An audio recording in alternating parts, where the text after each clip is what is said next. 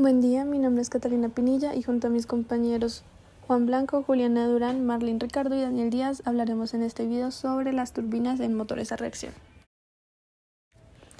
Para abordar el tema de turbinas en totalidad es importante realizar una breve introducción donde se tenga en cuenta la transferencia de calor de gases de combustión en la turbina, la construcción de la misma, la diferencia del IGB y los NGB, los discos y álabes de turbina, las turbinas contrarrotatorias, los materiales que se usan para esta y el balance. La turbina es el tercer componente básico de un motor a reacción y este se caracteriza porque proporciona potencia para accionar el compresor por medio de gases calientes que vienen del proceso de combustión, esto por medio de bajar la presión de los gases y la temperatura. Por otro lado, la turbina se caracteriza por poseer varias etapas de rotor-estator que se conocen como álabes y esta se define debido a la potencia requerida para el flujo de gases en el motor.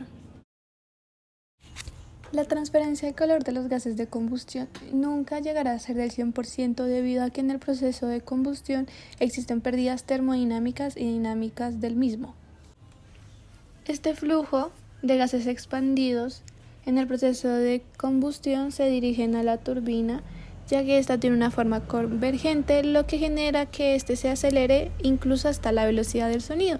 De tal manera, llegará un momento en el que el flujo impacta, como podemos observar en la figura, con los álabes y esto hace que absorba energía. Por eso la turbina gira a alta velocidad produciendo altos niveles de potencia.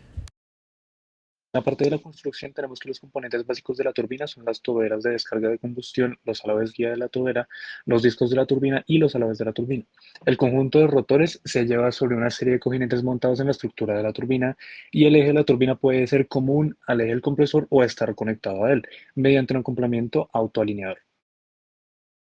Los IGBs o Inlet Guide Vanes son elementos estáticos que pueden ser fijos o variables que ayudan a comprimir, modular y direccionar el aire que pasa por el motor hacia la cámara de combustión. De este modo se disminuye la velocidad de flujo del aire y a su vez aumenta la presión estática del aire. De manera análoga se supone que gira el flujo axial y genera un remolino antes del motor de primera etapa, por lo que el ángulo de remolino es elegido según lo prescrito en el triángulo de velocidades del primer rotor. Ahora bien, una vez que el aire sale de la cámara de combustión tiene una temperatura elevada y pasa a la sección de la turbina. Sin embargo, no se desea que los álabes de la turbina se expandan porque podría chocar con las partes circundantes del motor. Por lo que los NGVs o Nozzle Guide Vanes, al igual que los IGVs, son componentes estáticos montados en la carcasa de los motores, pero que son utilizados para ayudar a dirigir el flujo del aire hacia los álabes de la turbina, aumentando la velocidad del aire y disminuyendo la temperatura estática del aire. Como se puede observar en la imagen de la derecha, los NGV son localizados antes de los álabes de la turbina, motivo por el cual deben ser diseñados en base a consideraciones aerodinámicas para hacer girar el flujo de gas en la dirección de rotación del rotor. Para poder obtener una eficiencia óptima compatible con el diseño del compresor, la cámara de combustión y los álabes de turbina. Cabe destacar que los NGV suelen tener forma hueca y pueden enfriarse pasando el aire de suministro del compresor a través de ellos para reducir los efectos de altas tensiones térmicas y las cargas de gas, como se puede observar en la figura de la parte izquierda. Finalmente, los NGVs por su condición estática no deben de soportar esfuerzos de rotación como los álabes de la turbina. Sin embargo, sí es necesario que tengan una resistencia al calor más elevada. Para esto se utilizan entonces como material aleaciones de níquel y revestimientos cerámicos para mejorar las propiedades de resistencia al calor y a su vez reducir la cantidad de aire y refrigeración necesaria, mejorando la eficiencia del motor. Por otro lado, podemos clasificar los tipos de turbinas según los efectos que se tenga a partir de los NGVs. Para esto, entonces, tenemos como primera clasificación la turbina de impulso, en la que los NGVs son fijos, pero debido a su forma convergente aumenta la velocidad del gas mientras reducen la presión en cada etapa de la turbina. Para este caso tenemos que el gas se dirige hacia los álabes de la turbina que experimentan una fuerza de impulso provocada por el impacto del gas sobre los álabes.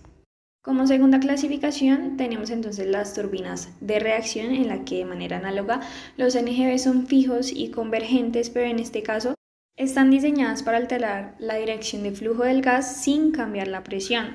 Los pasajes de álabes convergentes experimentan entonces una fuerza de reacción resultante de la expansión y aceleración del gas. Por último, tenemos entonces la turbina de impulso a reacción, que es como una combinación generalmente de 50% impulso y 50% de reacción, ya que no suele ser muy común de que los alas de la turbina sean de impulso puro o reacción pura. Cabe destacar que dicha proporción depende del principio incorporado en el diseño de la turbina y depende pues, también en gran medida del tipo de motor en el que la turbina va a funcionar. Los alabes de turbina tienen una forma aerodinámica. Esto es diseñado de esta manera para que el flujo tenga una aceleración constante hasta la parte del alave donde el área es más pequeña y la velocidad alcanza la velocidad requerida a la salida para poder producir la potencia. Por otro lado, el área real de los alabes está determinada por la tensión que permita el material usado, quiere decir el material requerido, y por el tamaño de los orificios que estos poseen para la refrigeración del mismo. Por ejemplo, si se requiere una alta eficiencia, los bordes de salida de los alabes deben ser delgados. Es muy importante que el método de unión de los alabes al disco de la turbina se dé de la manera correcta, ya que la tensión en el disco alrededor de la fijación realiza que tenga una influencia importante en la velocidad del flujo. Un disco de turbina tiene que girar a alta velocidad en un ambiente relativamente frío y está sujeto a grandes esfuerzos de rotación. El factor limitante que afecta la vida útil del disco es su resistencia al agrietamiento por fatiga.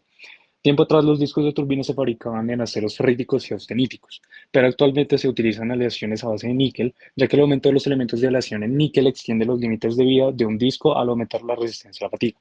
Alternativamente, los costosos discos de pulvimetalurgia, que ofrecen un 10% adicional de resistencia, permiten lograr velocidades de rotación más rápidas. Para el caso de los motores turborreactores, ya bien sea en este caso el motor Rolls-Royce Denver, se sabe que ellos cuentan con un diseño de turbinas contrarrotatorias. Este diseño cuenta con una sola fila de paletas de guía de boquilla estática, que quiere decir que los álabes guía de la tobera restantes son en efecto álabes de turbina unidos a una carcasa giratoria. Esta carcasa gira en dirección opuesta a un tambo giratorio, en sentido que van en direcciones contrarias. Como todas las filas de los perfiles aerodinámicos, excepto uno, extraen la energía de la corriente de gas, es posible decir que las turbinas de rotación contraria son capaces de operar en etapas de carga mucho más altas que las turbinas convencionales, y es por esto que este diseño específico los hace más atractivas para aplicaciones de transmisión directa. Además de esto, en el caso de una turbina axial, la idea general de la turbina contrarrotante es el uso de dos ejes que giran en direcciones opuestas, como ya se ha mencionado anteriormente.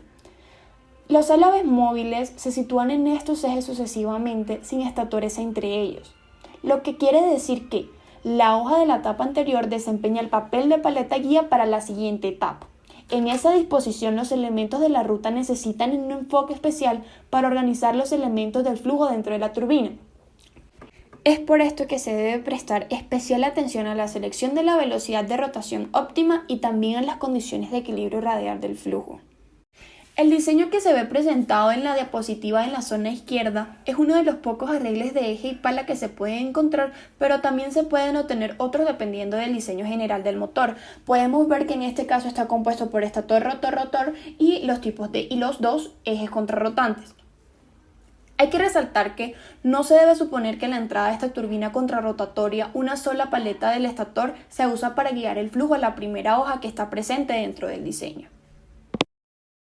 Hablemos de un ejemplo de ello. Digamos que se ha diseñado una turbina contrarrotatoria de 4 etapas. El procedimiento para el diseño de esta se realizó de la siguiente manera. Se quitaron los álabes de la turbina inicial y se mantuvo el número de etapas de la turbina contrarrotante como en el prototipo. Se supuso que la comparación más correcta de dos diseños se podría hacer solo en este caso. En la figura que vemos en la zona derecha se presenta la ruta de flujo de la turbina contrarrotante obtenida del rediseño de una turbina base. Las cuchillas que están unidas al primer y segundo eje están coloreadas en rojo, que son las que podemos ver también, y la púrpura de manera correspondiente como las fases siguientes. La selección de la segunda velocidad de rotación del eje se dicta por el diseño general del motor. Cuando la velocidad de rotación parte del compresor unido, la presencia o ausencia de la caja de cambios genera esta segunda velocidad. Es natural encontrar que una velocidad de rotación más alta permite obtener un trabajo más específico de cada etapa de la turbina. Los materiales de ingeniería son importantes para el desarrollo y producción de nuevas tecnologías que pueden ofrecer al hombre una mejor calidad de vida. En este caso se hablará de los materiales y manufacturas que implica la producción de una turbina de un motor a reacción. Los a la vez son componentes demasiado complejos de la turbina de un motor a reacción, ya que tienen una geometría complicada, las tolerancias deben ser precisas al momento de maquinar los elementos mecánicos y tienen requerimientos especiales en cuanto al material para tener un proceso de manufactura completa. Las turbinas axiales en general necesitan varios requerimientos según la ASTM para poder realizar lo que es su fabricación. En algunos de los casos, las turbinas de un motor a reacción utilizan los siguientes materiales: el IC 403, 410 y 422, ya que en este caso te constan con un porcentaje de cromo, el cual le da una dureza a nuestro material. El análisis del material implica que, digamos, tenga resistencia a la oxidación, a la corrosión y a la erosión. Los materiales anteriormente descritos están hechos a partir de varios tipos de aleaciones, principalmente de cromo martesínico nominal al 12%, y los álabes de las turbinas se fabrican a partir de un proceso de forjado. Los materiales de los álabes deben tener un límite alto de ruptura y fatiga a elevadas temperaturas. Cabe resaltar que es imposible evitar algún porcentaje de impurezas en los materiales que se vayan a utilizar en el proceso de producción de la turbina, pues se debe verificar que los porcentajes de fósforo y azufre sean los más mínimos en el material para garantizar una mayor vida útil del material y de la componente del motor, ya que estas componentes o impurezas lo que hacen es debilitar el material en cuestión. Análisis de los componentes de un motor a reacción. Debido a que los álabes de turbina están sometidos a distintos tipos de esfuerzos vibracionales y altas temperaturas, podrían sufrir algún tipo de ruptura. Entonces, es necesario estudiar las propiedades mecánicas del material. Es muy importante ya que este garantiza el correcto funcionamiento y operación del material. Según la ASTM, los materiales anteriormente descritos podrían presentar los siguientes elementos químicos: cromo, molibdeno, manganeso, níquel, vanadio, tungsteno y azufre. El cromo incrementa el esfuerzo a la ruptura y a la fatiga del material, conservando su ductilidad, lo que no sucede como por ejemplo en el caso del carbono. Además, el cromo hace que los aceros sean resistentes a la oxidación, particularmente presentada debido a las altas temperaturas. El molibdeno se utiliza para incrementar la resistencia a la termofluencia a las elevadas temperaturas. El manganeso puede actuar como un agente desoxidante, además de incrementar la dureza del acero. El níquel tiene las características similares al manganeso, aunque en altas cantidades baja la temperatura de austenización, haciendo que el acero inadecuado para que se pueda aplicar en altas temperaturas. El vanadio se utiliza para aumentar la dureza y también puede actuar como agente desoxidante suave, pero en general lo que hace es minimizar los granos que tiene el material durante su operación cuando está sometido a altas temperaturas. El tungsteno es combinado con el carbono en aceros en forma de carburos de tungsteno. Estos compuestos refinan el tamaño del grano y producen una menor tendencia a carburizar. Y el azufre y el fósforo finalmente son impurezas que existen en el material, que debilitan en general las propiedades mecánicas del material, haciéndolo en general más quebradizo. En la siguiente tabla se verán las propiedades químicas y mecánicas de los materiales que se utilizan en el diseño de las turbinas de un motor a reacción. En este caso podemos ver límite de tensión, límite elástico, elongación y lo que se puede reducir el área en porcentaje. La turbina es una de las componentes del motor que más están expuestas a sufrir algún tipo de daño por las altas temperaturas y los esfuerzos vibracionales que se generan durante el proceso de expansión. Anteriormente, en los inicios de la aviación, se utilizaban materiales que no eran tan resistentes a las altas temperaturas, puesto que se utilizaban solamente metales que contenían acero o titanio. Y debido a los avances tecnológicos se han ido creando diferentes aleaciones que están reguladas por la ASTM mediante materiales derivados, es decir, metales que generan varias aleaciones que están puestos según la necesidad del fabricante del motor, en donde el precurado del material que se forja en la turbina necesita de varias capas de distintos materiales que soportan las altas temperaturas en los álabes de turbina. Y finalmente se dice que se tienen que mecanizar las componentes requeridas. Último, la fase de balance. Esta consiste básicamente en el proceso de equilibrar el montaje de una turbina. Como estas se ven sometidas a velocidades altas de rotación y además en la masa de los materiales, cualquier desequilibrio podría afectar seriamente los cojinetes del conjunto giratorio y además el funcionamiento del motor. ¿Cómo se logra esto?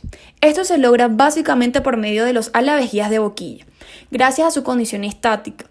Digamos, los álabes guía de tobera no soportarían los mismos esfuerzos de rotación que los álabes de la turbina porque la resistencia al calor es una de las propiedades que más se requiere para este tipo.